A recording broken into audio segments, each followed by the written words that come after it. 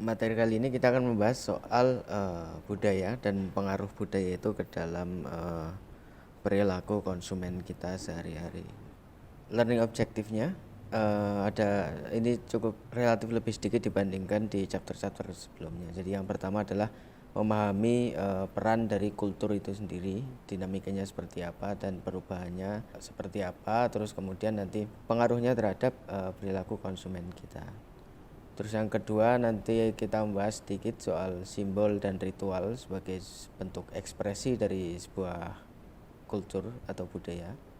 Terus kemudian bagaimana kita mengukur pengaruh dari kultur itu terhadap perilaku konsumen kita. Yang keempat kita membahas sedikit tentang kalau di buku ada American Core Value, jadi nilai-nilai inti dari dari orang-orang Amerika gitu.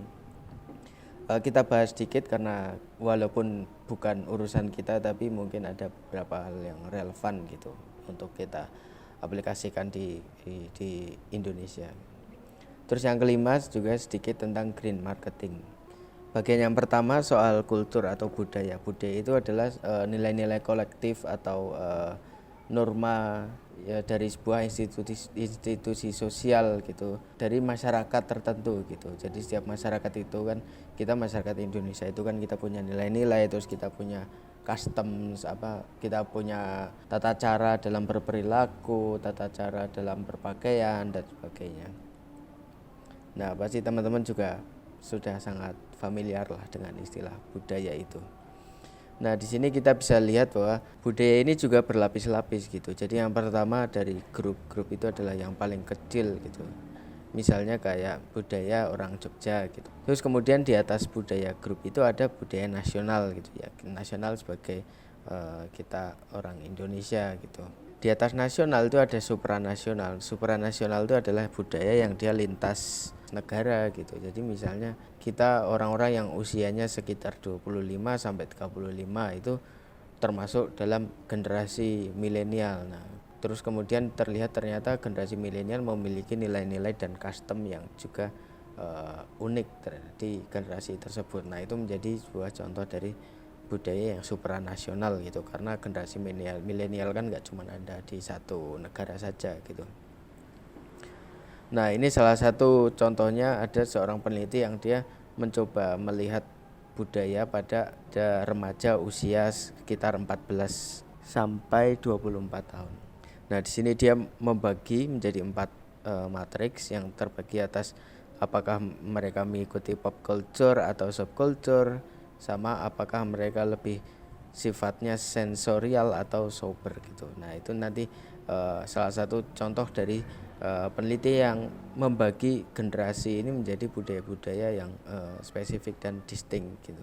Nah, di sini penting sebagai marketer kita perlu men-tracking atau monitor perubahan-perubahan kultur itu, karena ketika strategi marketing kita tidak mengikuti perubahan kultur itu, terus kemudian nanti istilahnya ketinggalan zaman, ya udah tidak ngefek gitu marketingnya gitu. Dan kultur itu kan selalu berubah dan mengikuti perkembangan zaman juga. Mungkin kalau misalnya zaman dulu sumber informasi itu sangat terbatas gitu, jadi pengetahuan orang itu hanya ditentukan dari pengalaman hidupnya gitu, sehingga dalam kondisi seperti itu orang yang paling memiliki pengetahuan paling banyak adalah orang tua gitu.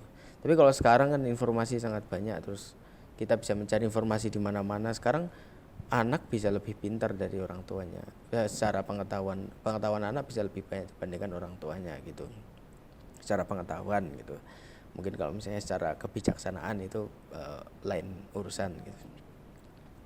Nah, terus budaya ini, kenapa sih kita comply terhadap budaya? Kenapa sih kita melakukan segala perilaku kita itu terpengaruh oleh budaya gitu? Karena di budaya itu memberikan kita arah untuk berperilaku seperti apa gitu, yang istilahnya normal gitu. Kan kalau misalnya kita setiap mau berperilaku harus melakukan decision making terus gitu kan, capek dan menguras kognitif gitu. Nah, kita akan mencari sesuatu yang sudah diterima di masyarakat gitu dan sudah terbukti istilahnya gitu. Jadi budaya itu nanti juga menentukan perilaku apa sih yang dianggap sebagai normal atau tipikal gitu.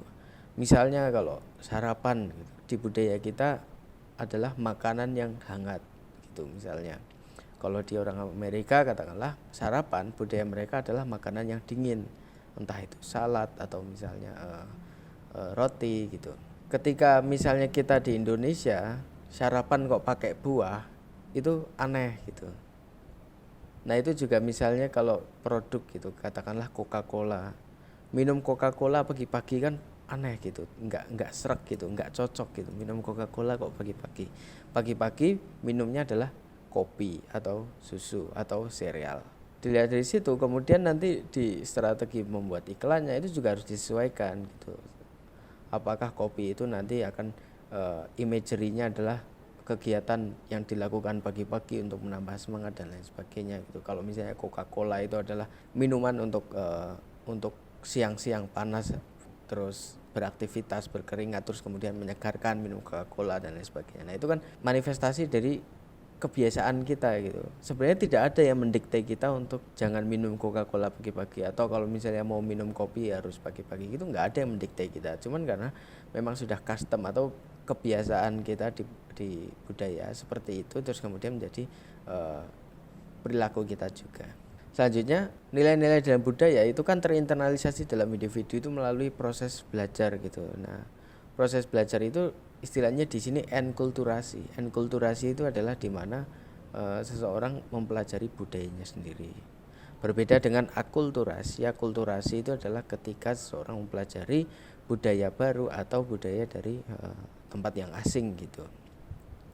Nah, proses enkulturasi ini atau mempelajari budaya sendiri, proses menginternalisasi budaya-budaya kita itu banyak sekali dipengaruhi oleh dari family dan proses sosialisasi konsumen gitu. Jadi di pertemuan sebelumnya kita membahas soal keluarga dan bagaimana keluarga itu mendidik kita untuk berperilaku tidak hanya secara umum tapi juga berperilaku dalam hal konsumsi gitu.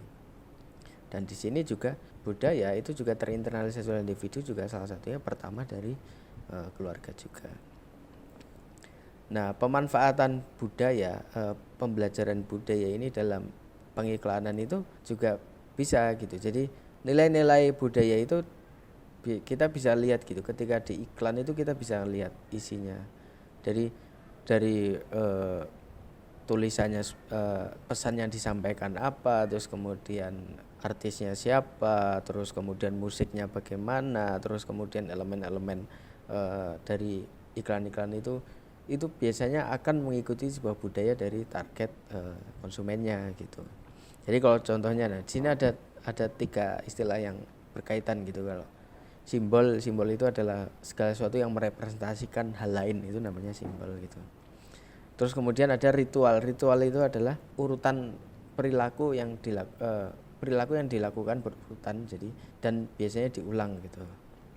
Terus kemudian artefak itu adalah artifak itu adalah benda-benda yang terasosiasi dengan ritual tertentu gitu.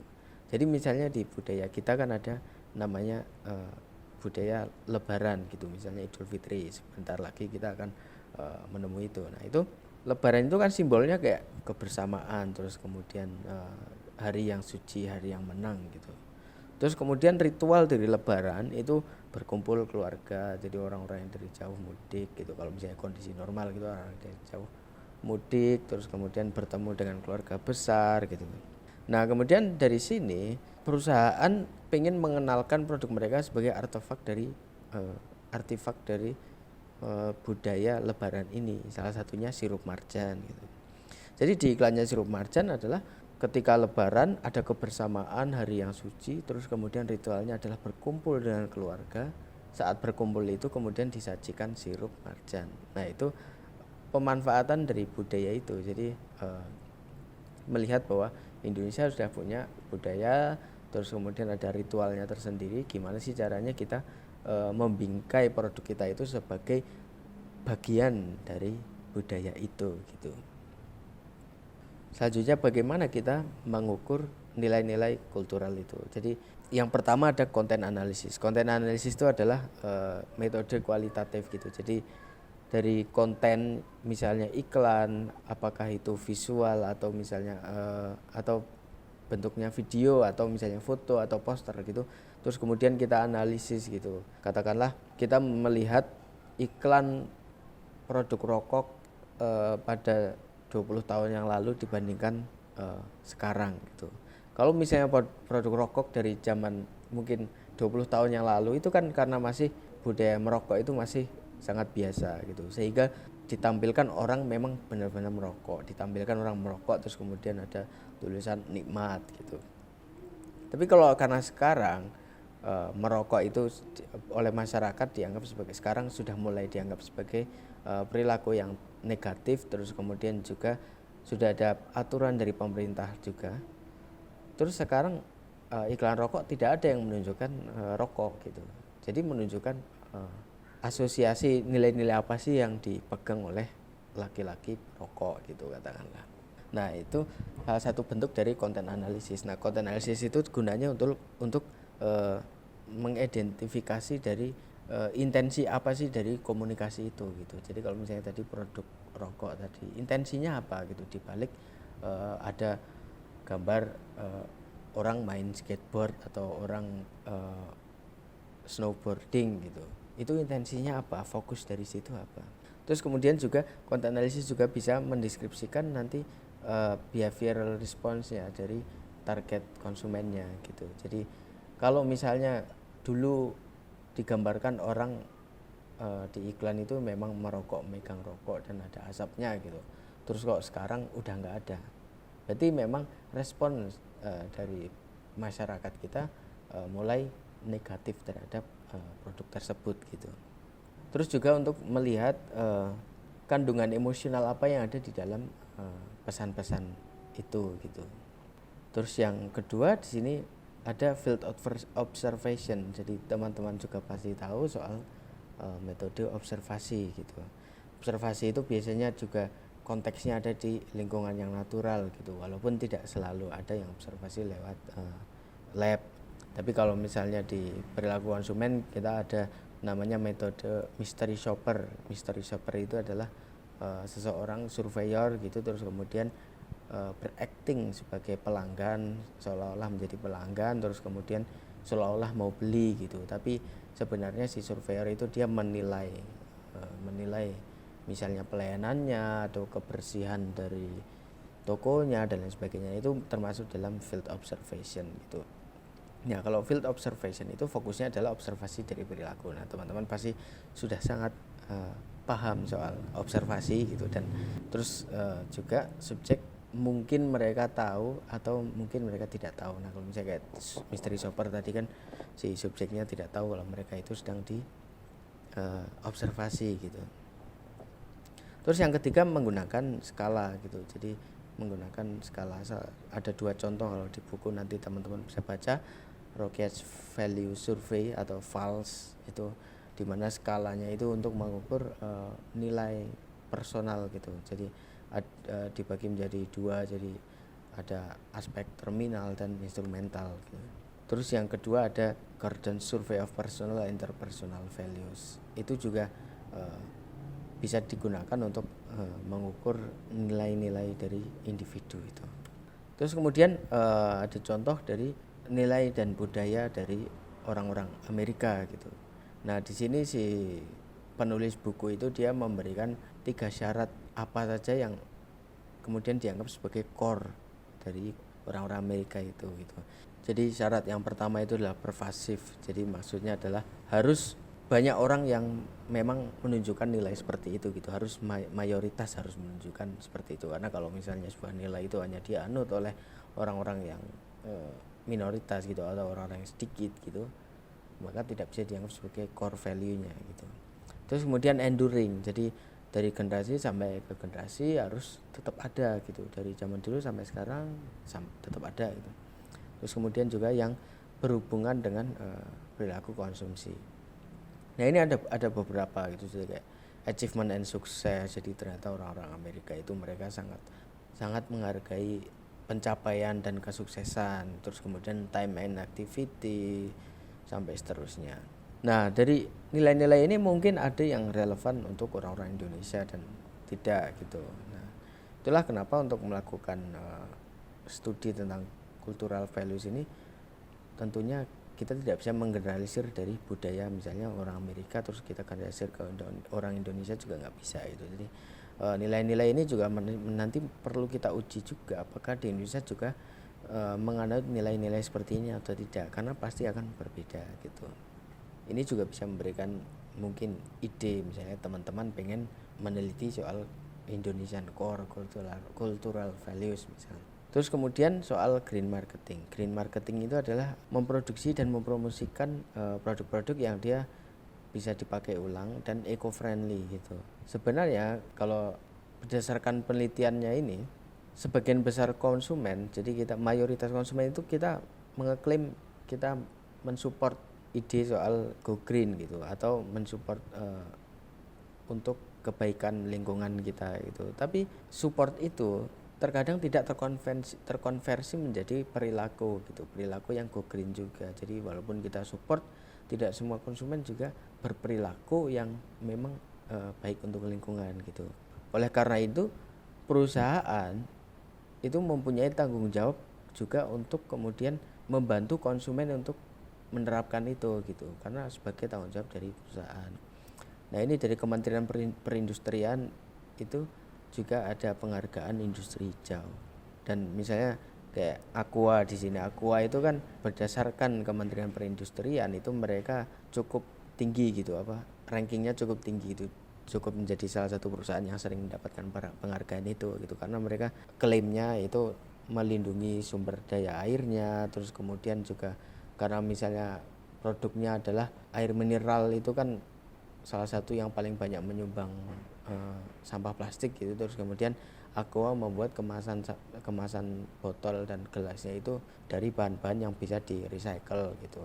Terus kemudian misalnya kayak Coca-Cola gitu. Nah idealnya itu semua perusahaan harus menerapkan green marketing ini juga, karena salah satu bentuk dari social responsibility dari perusahaan itu sendiri. Dan kampanye dengan menggunakan green marketing ini nanti juga bisa dijadikan appeal gitu. Jadi untuk menarik orang-orang yang memang peduli dengan lingkungannya, terus kemudian pengen menerapkan perilaku konsumsi yang bertanggung jawab gitu. Jadi itu materi kali ini, bisa dilanjutkan dengan diskusi.